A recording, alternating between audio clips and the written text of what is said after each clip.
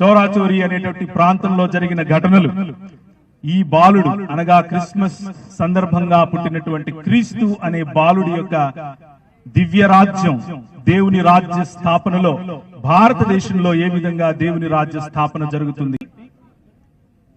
Non violence movement Leo Tolstoy గారు రాసిన పుస్తకానికంటే ముందే మన దేశంలో గాంధీ గారు చేపట్టి మన దేశానికి టైటస్ గారు, అక్కమ్మ గారు ఇలాంటి ఎందరో క్రైస్తవ నాయకులు ఆయనకు తోడుగా ఉండి నడిచి భారతదేశానికి స్వాతంత్రోద్యమంలో తోడ్పాటుగా ఉన్నారు.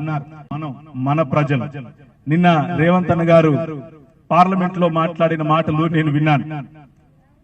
ఫైనాన్స్ మినిస్టర్ కు జవాబు చెబుతూ, నేను శూద్రుణ్ణి కాబట్టి నా హిందీ బాగలేదు అన్నట్లుగా మీరు అన్నారు అంటూ ఆయన చేసిన వ్యాఖ్యలు ఎక్కడో విభజించి పాలించాలి అన్నటువంటి ఆ శక్తులకు సూటైన ధీటైన సమాధానం అనిపించింది.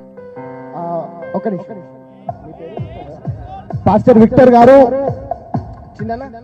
చిన్నారెడ్డి అన్న